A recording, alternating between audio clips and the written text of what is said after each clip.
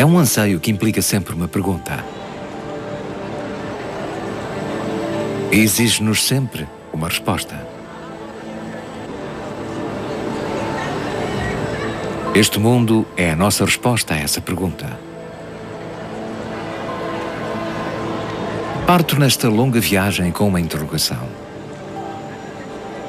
De onde viemos e como chegamos até aqui?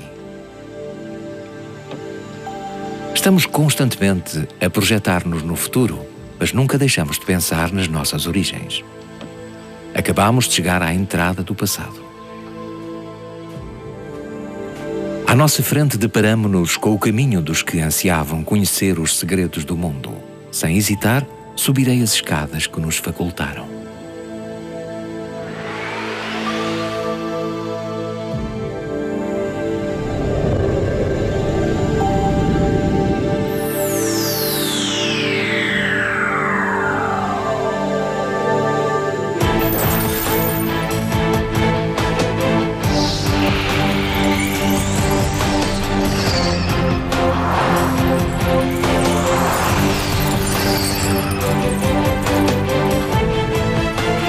Este anseio levar-nos-á ao tempo dos antigos.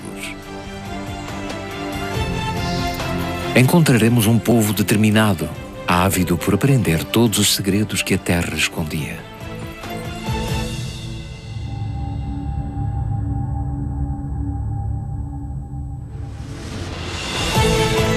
O que eles procuravam não era algo que se pudesse ver. Na realidade, era algo que tem de ser encontrado.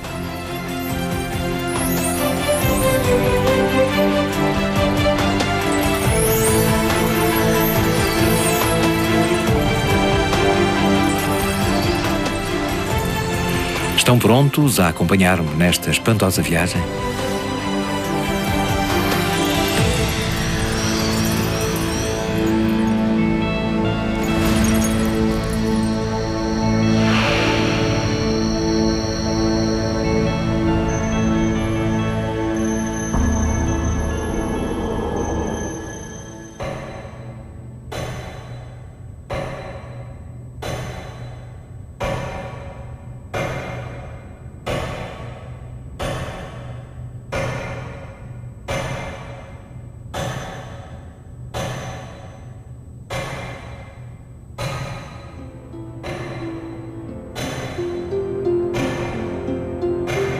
O anseio foi durante longas eras um segredo bem guardado pelos faraós do Egito.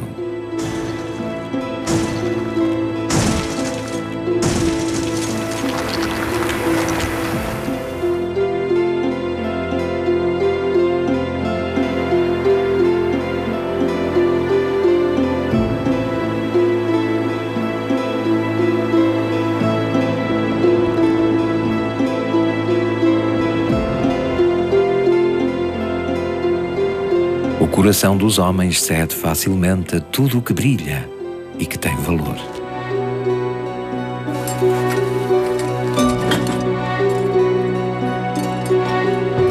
Durante mais de 4 milénios, o anseio tem aguardado pacientemente por este momento.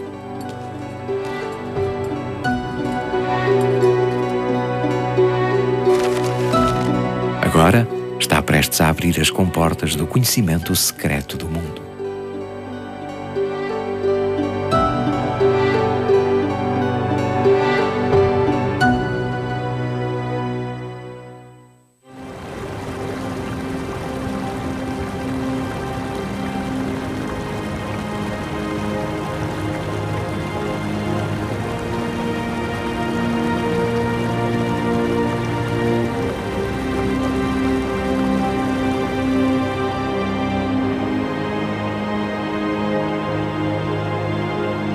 Este é um local de peregrinação para quem deseja procurar as nossas origens.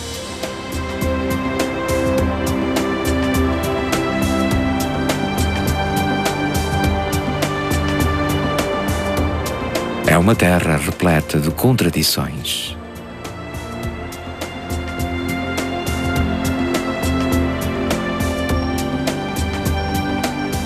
Um deserto que ameaça os terrenos agrícolas, aridez e abundância. os mortos e os vivos.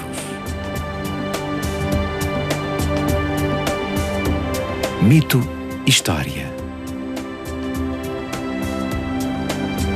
Estes extremos coexistem nesta terra com a mesma naturalidade do Sol e da Lua. Neste momento dirijo-me ao local onde tudo começou.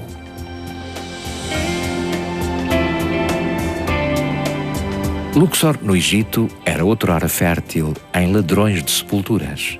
Nos dias da Grécia Antiga chamava-se Tebas. Ainda hoje guarda os seus velhos segredos.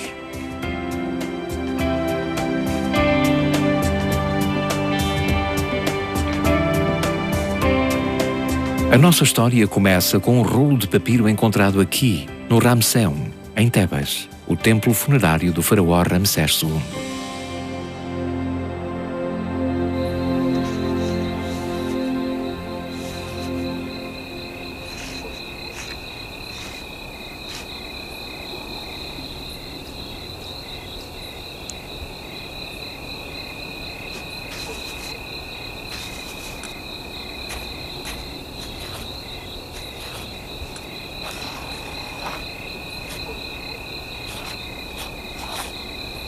Hames, o escriba, organizou uma série de tópicos que serão estudados pelos seus alunos.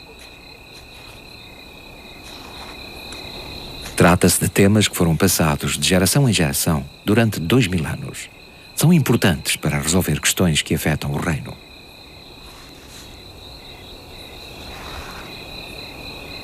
São questões de matemática.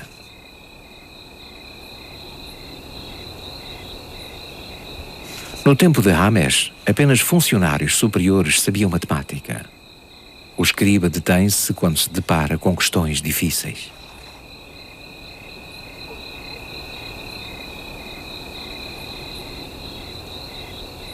Ele é um intelectual que diligentemente traça planos para o futuro do reino.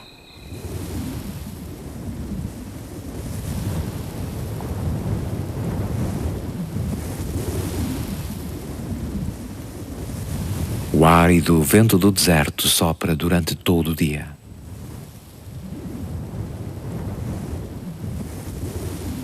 O nascimento da civilização foi uma difícil prova.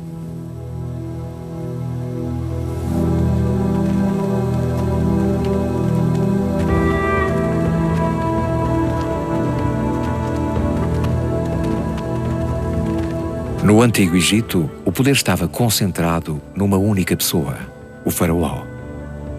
Eram muitos os recursos necessários para manter a sua imagem, que se centrava num panteão de deuses.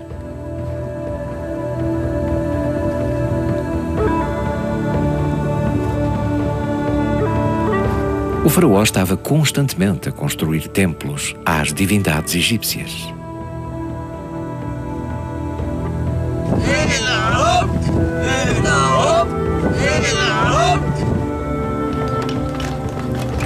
Ele pedia-lhes pela segurança e subsistência do seu povo. Por sua vez, este reverenciava o faraó, obedecia-lhe e lhe botava constantemente. Este contrato implícito significou um ciclo contínuo de construção e destruição de templos que durou quase 2000 anos.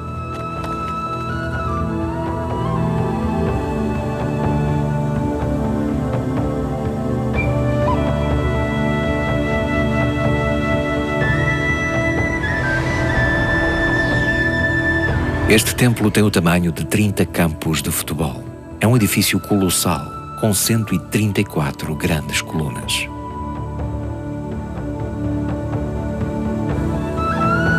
Estamos na primeira de 10 entradas.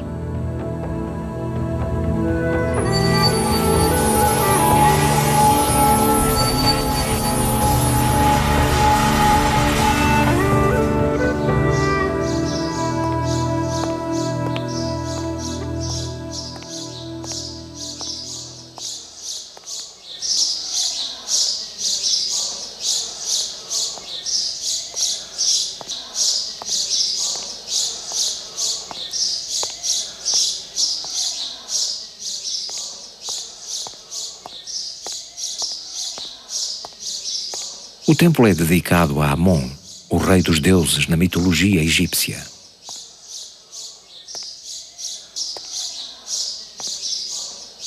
As colunatas têm 23 metros de altura e 15 metros de circunferência. A distância à volta de cada uma equivale à de 9 adultos de braços abertos.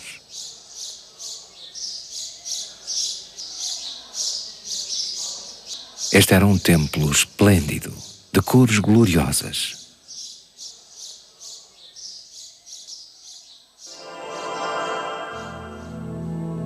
Amon, que representava o essencial e o escondido, era a divindade padroeira do faraó e do reino egípcio.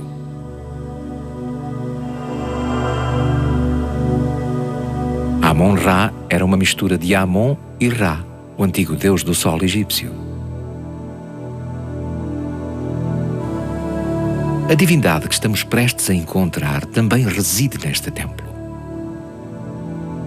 It is said that there were as many gods in ancient Egypt as there were people. And among them, there was a deity who helped people do math.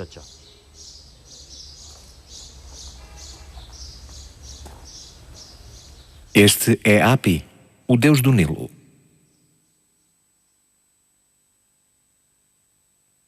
Era um deus cruel que enviava cheias anuais ao longo do rio, num país onde chovia muito pouco durante o ano.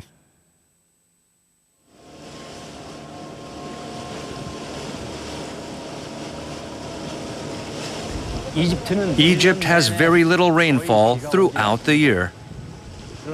Yet the Nile flows freely like this. How can this be? In order to find the reason, we must sail far upstream.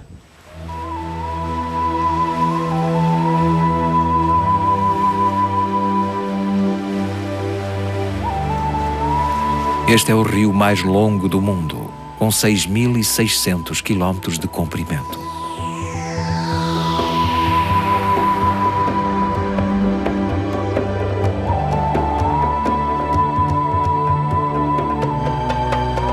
Na realidade, a chuva costuma ser abundante nos países a sul do Egito.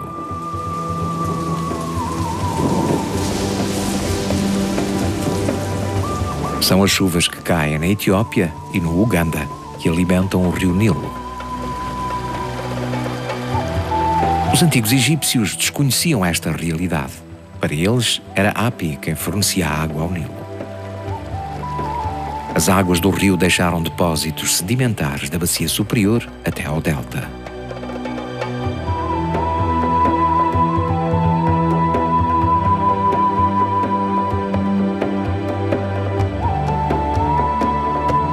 O rico solo daí resultante revelava sempre que a água baixava.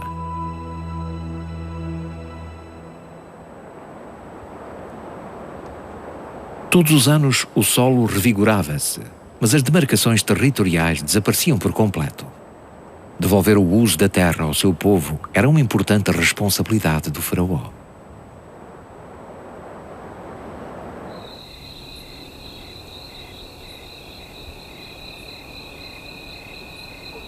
Restabelecer os limites dos terrenos era um problema de matemática. Algumas das fronteiras eram curvas, em vez de retas. Isso exigia um modo de encontrar a área dos círculos.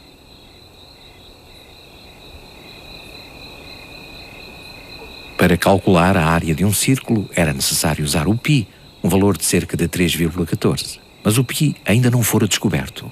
Como poderiam determinar a área? Este era o problema número 50 na lista de Hanes. Encontrar a área de um círculo com 9 ket de diâmetro. Mas primeiro há que determinar o que é um ket. Isto é um dedo, talvez a mais pequena unidade de medida natural para os antigos. Os egípcios mediam o comprimento usando o corpo humano.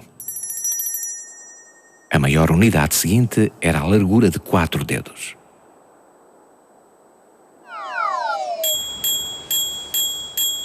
No corpo humano, 6 vezes a largura de 4 dedos era igual ao comprimento desde a ponta dos dedos até ao meio do braço.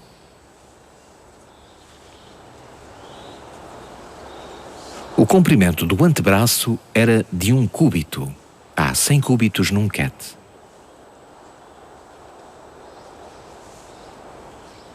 Um comprimento de 9 ket requeriria uma fila com muita gente.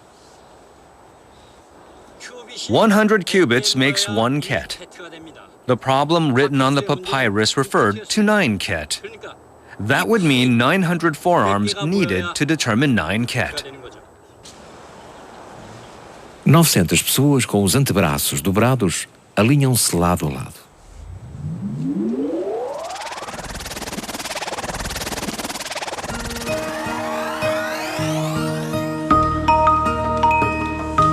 Logo, isto é um círculo com um diâmetro de 9 ket. Como poderiam os egípcios determinar a sua área? Primeiro, dividiram o diâmetro por 9. Depois, eliminaram uma das 9 secções. Ficaram assim com 8. A área de um quadrado com um lado que mede 8 unidades é 64 unidades quadradas. Esta seria a área do círculo, tal como os egípcios a calcularam. Então, como sabiam que a área de um tal quadrado seria igual à do círculo que estavam a calcular?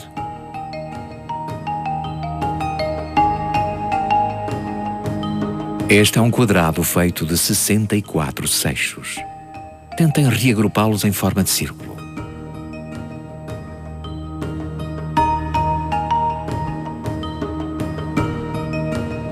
O número de seixos no diâmetro de um tal círculo é 9. Foi assim que concluíram que a área do círculo e do quadrado são mais ou menos idênticas. Vamos calcular a área do círculo usando o valor de π.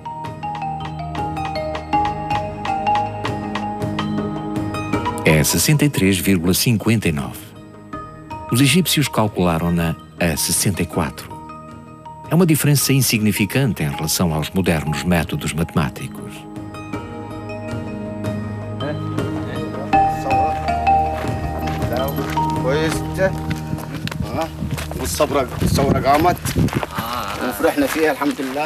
Mas por que razão precisariam de cálculos tão precisos? Visitamos o túmulo de um aristocrata que viveu naquela época.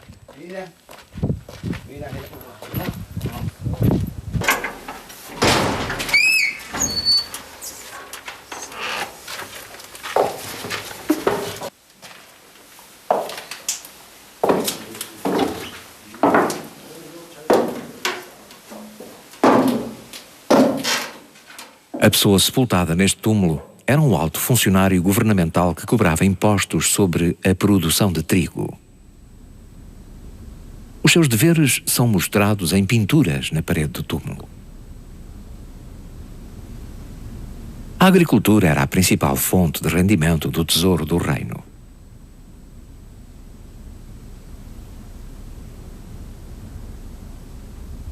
De modo a cobrar impostos de forma justa e precisa, os escribas documentavam tudo. Quem não pagava impostos recebia umas vergastadas.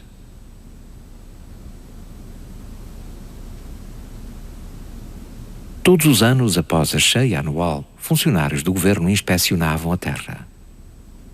Para uma tributação precisa, era fundamental medir os terrenos de forma exata.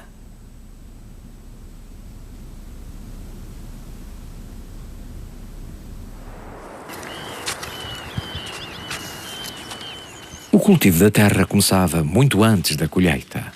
Para distribuir a terra pelos agricultores, os funcionários tinham de estudar diagramas. Por outras palavras, contavam com a geometria.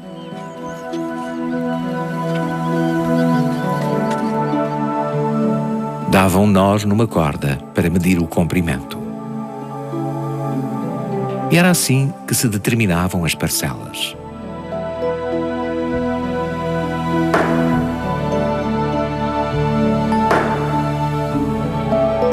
A medição da área impunha outra forma de matemática, a multiplicação. A medição da área das parcelas era tão importante que era mencionada em 13 problemas nos papiros. Uma parcela de terreno triangular ou retangular requeria multiplicação. Então, como é que Ames as calculava? For example, how was an area of land, say 4 meters by 5 meters, measured? 4 by 5. 4 times 5 is 20. The thing is, the ancient Egyptians didn't have our present-day form of multiplication. So how did they figure out the area? 4 vezes 5. Comecemos por colocar 4 seixos brancos à esquerda. Depois colocamos um seixo preto. De seguida duplicamos os seixos em cada lado. O dobro do lado direito é 2. Repete-se até termos 5 seixos pretos.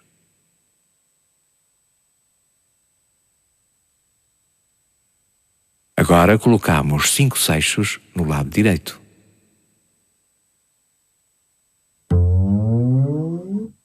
Nesta altura, o número de seixos brancos à esquerda é 20. A medição encontra-se concluída. Os agricultores podem prosseguir o seu trabalho.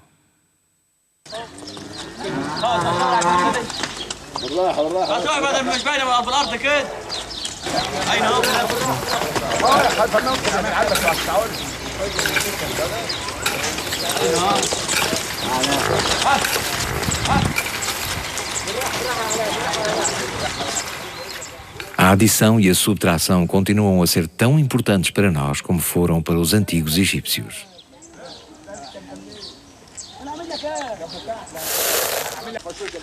Ao encontrarmos soluções para estes problemas, conseguimos obter tudo o que temos atualmente. Agora conhecemos o segredo do rio. Ainda assim, a geometria que se nos depara à sua volta é sempre magnífica.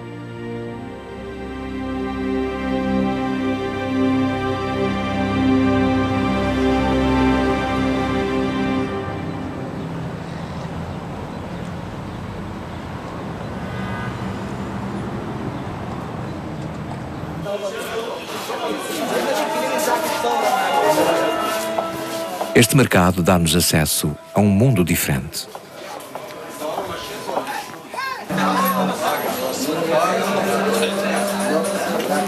Ao longo destas ruas encontramos uma variedade de exemplos matemáticos.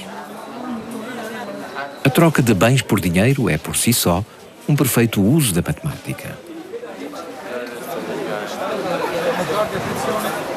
Na realidade, nós, seres humanos, usamos a matemática por instinto, mesmo se nem sempre a reconhecemos como tal.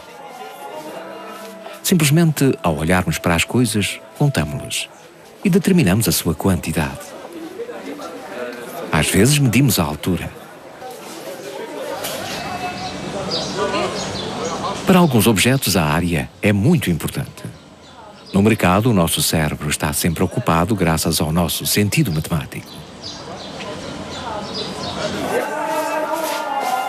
Por isso, como teremos conseguido obter a capacidade de medir, de pesar e contar?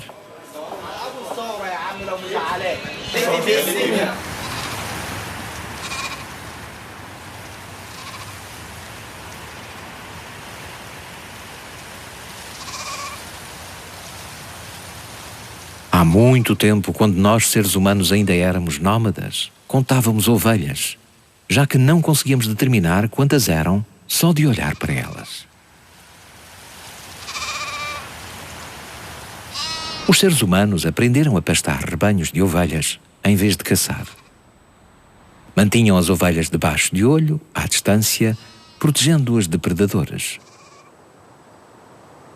Medir a distância era indispensável à sobrevivência. Determining visible distance is part of the mathematical instinct, and it's one of the origins of math itself.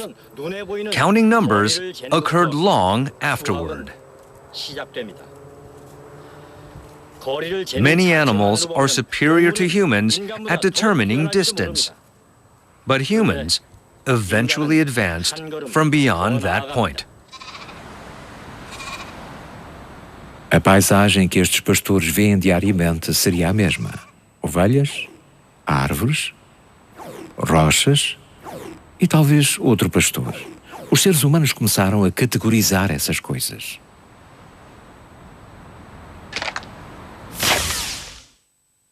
Mas como agrupar coisas que pouca ou nenhuma relação tinham entre si?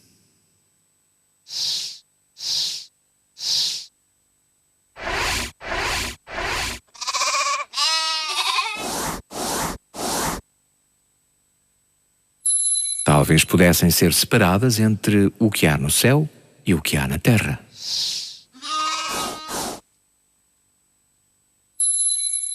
As coisas também podiam ser separadas entre as que estão vivas e as que não estão.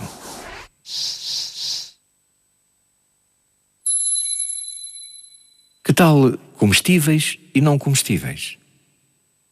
Bem, e que tal assim?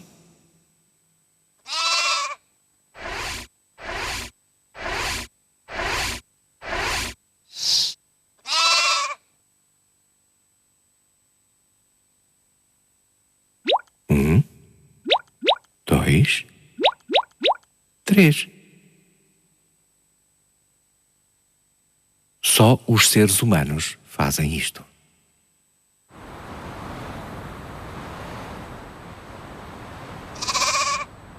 Três ovelhas equivalem a 3 pedras. Foi assim que os seres humanos descobriram o conceito numérico dos objetos.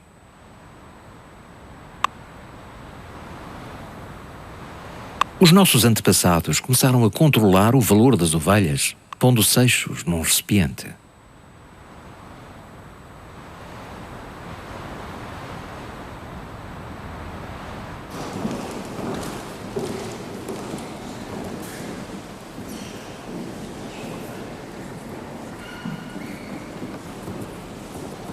Eis alguns dos recipientes usados para guardar os seixos numéricos.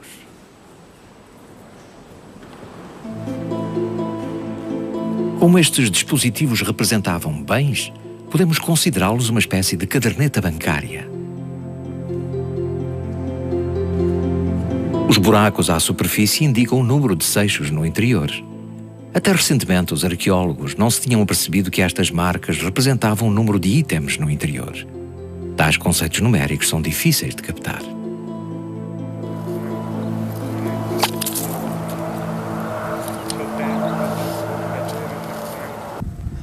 Now, we no longer need such containers and pebbles. What's left is the concept of objects. We know how many sheep there were simply by these marks.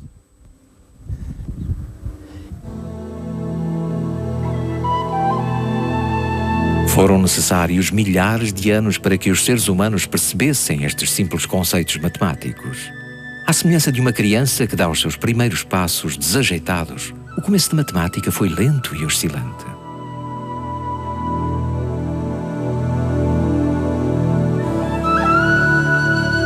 Até que estes conceitos foram desenvolvidos.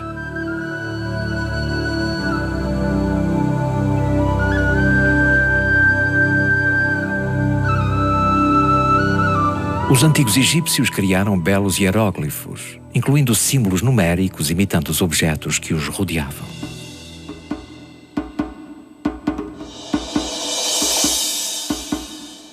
Este é fácil. O número 1 é um pau.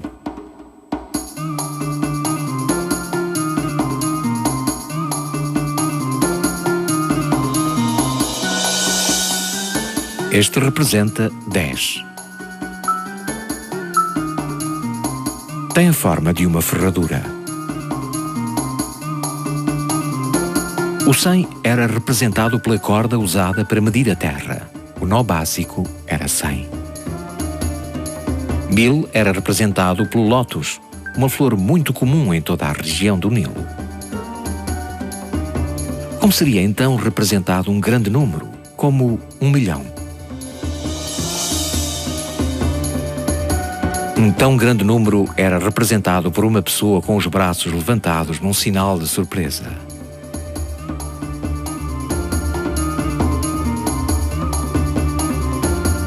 E o que dá a soma de todos estes números?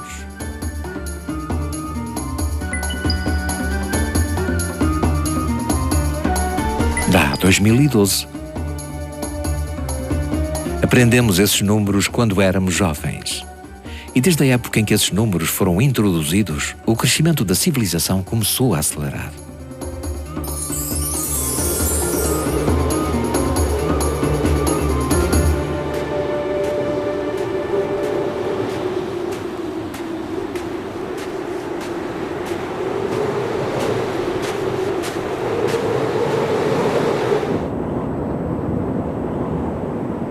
Aproximo-me agora de uma das mais majestosas construções da história da humanidade.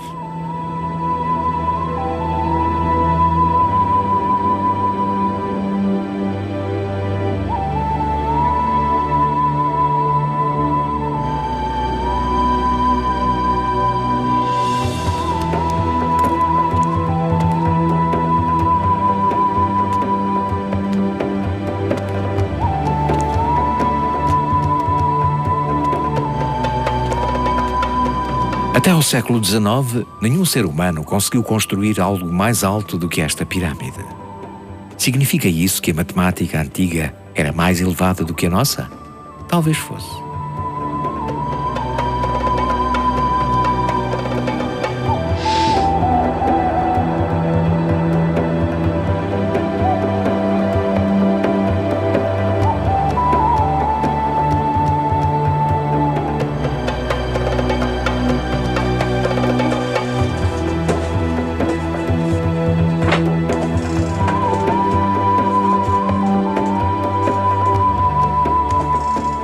O caminho até às entranhas desta pirâmide é inesperadamente estreito e íngreme.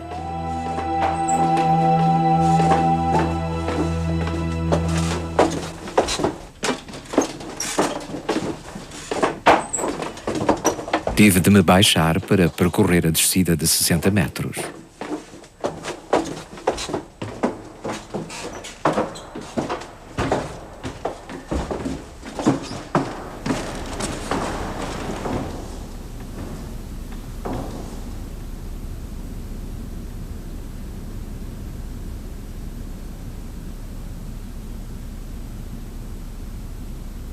Contudo, no interior, o teto encontra-se a 12 metros de altura.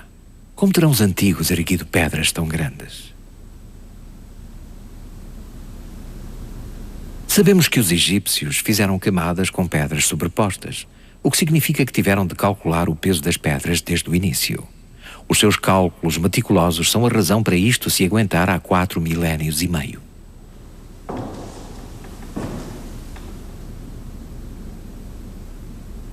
A superfície das pedras é lisa, mas o ar no interior parece pesado. A construção desta estrutura deve ter implicado uma incalculável quantidade de mão de obra.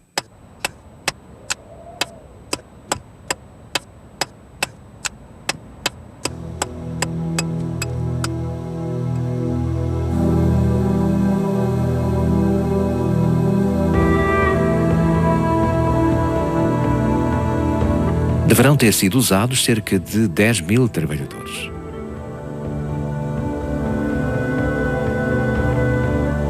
O tremendo custo de alimentar e vestir os trabalhadores teve um profundo efeito na subsistência do reino.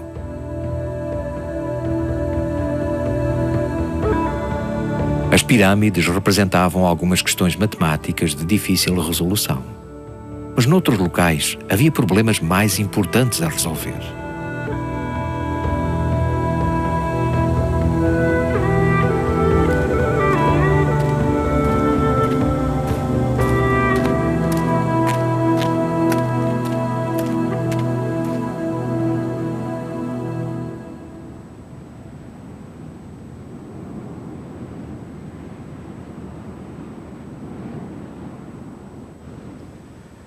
Recently, near the Great Pyramid of Giza, an ancient village was found nearly intact. After much study, it was determined to be the home to those constructing the pyramid. During the excavation, skeletons were found, not only of men, but also women and children. This indicates that the pyramid workers may not have been captive slaves, but perhaps contracted employees.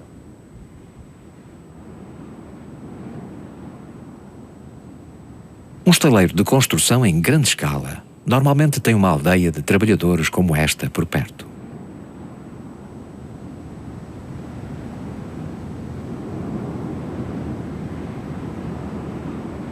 Uma família tinha, em média, 6 ou 7 filhos. As ruelas deveriam estar cheias de crianças.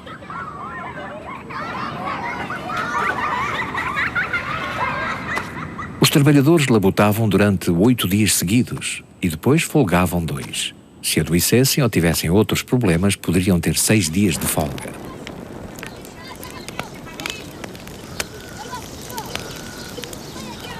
As mulheres cozinhavam para toda a família.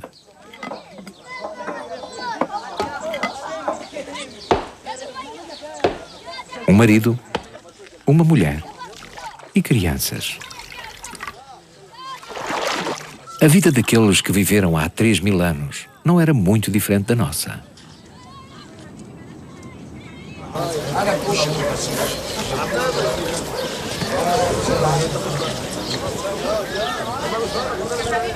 Eis um dia típico na aldeia dos trabalhadores.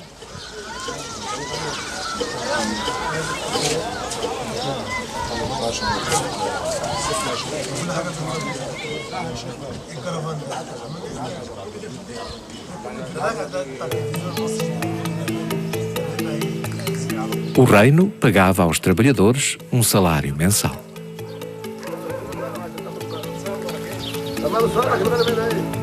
Ainda não havia moeda corrente, por isso eram pagos em pão.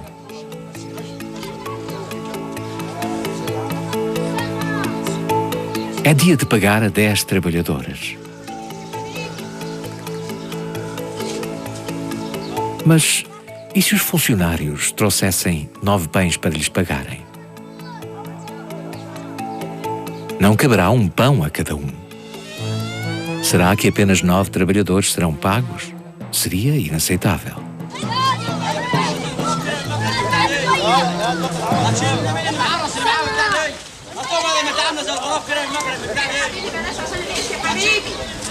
Tal injustiça poderia conduzir a conflitos.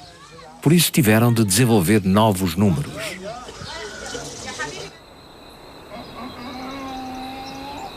E assim surgiu a fração. 2 dedos sob uma boca significavam metade. 3 dedos significavam 1/3. 4 dedos, 1/4. E 5 dedos, 1/5. Os egípcios usavam frações cujos numeradores era o 1. Não sabemos bem porquê, mas 2/3 eram uma exceção. Tinham de dividir números usando estas frações.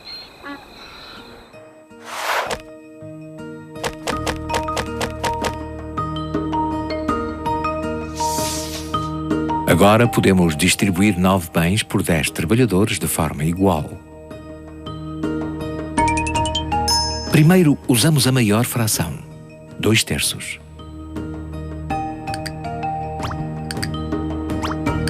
Todos os 10 trabalhadores recebem 2/3 de um pão inteiro.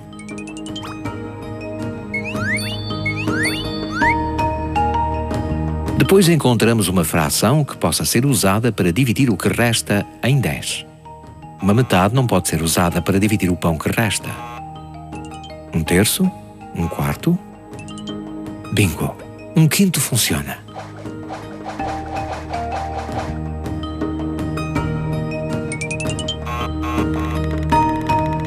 O restante terço é dividido em 10 porções, usando 1/30.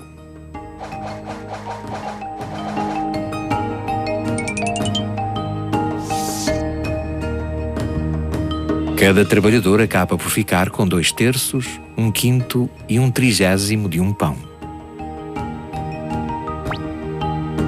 Atualmente, a matemática moderna representaria isto como 9 décimos.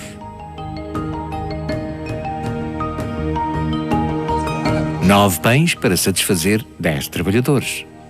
Foi um resultado notavelmente justo e equilibrado. Isto só foi possível graças à matemática, uma força invisível, mas potente. Vivemos num mundo sem conhecer o total poder dos números.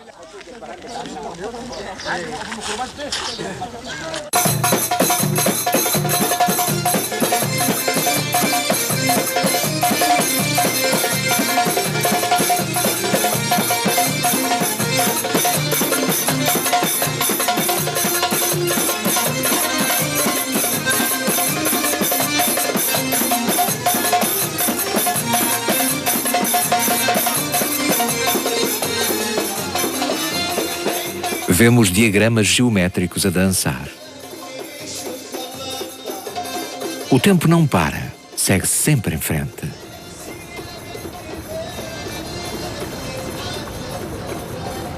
A cidade moderna enche-se de brilho. Esta cidade nasceu de um deserto repleto de ventos agrestes.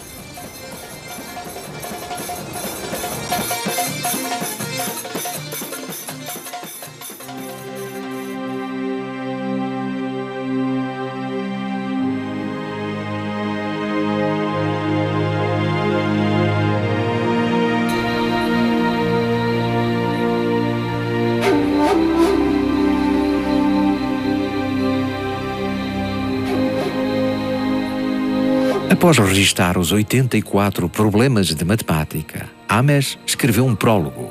Anotou o seu nome e o ano em que transcreveu as questões. E no fim, juntou um segredo que apenas alguns conheciam.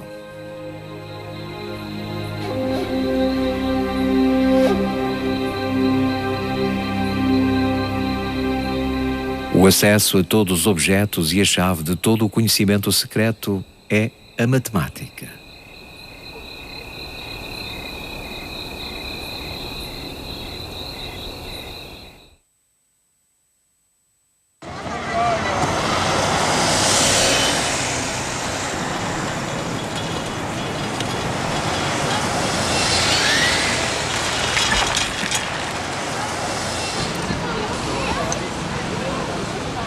Esperámos um ano para ver isto.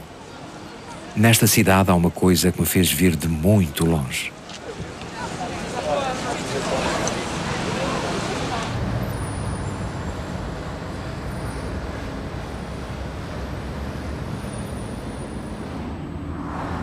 Após uma longa e enervante espera, fomos finalmente autorizados. O controle de segurança é muito apertado.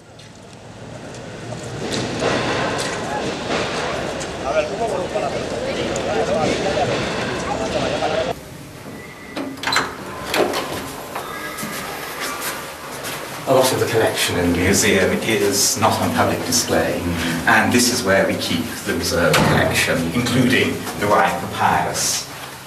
This corridor is the Rhine Papyrus, simply because it's the only space we have where we have a wall long enough, and we keep it covered with cloth to protect it from light at all times, except when people want to see it.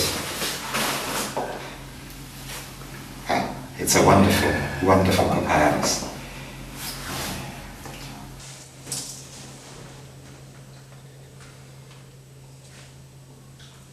Este é o rolo de papiro original no qual Hames escreveu.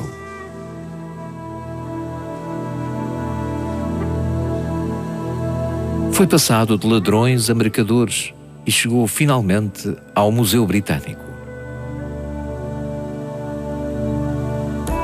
Este modesto rolo conduziu-nos às origens da nossa civilização.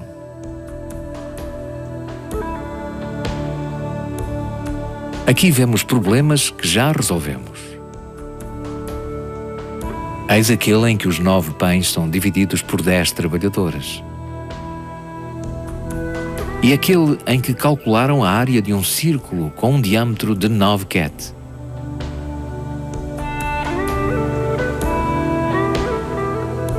Sabemos que há histórias neste rolo ainda mais espantosas, à espera de serem contadas.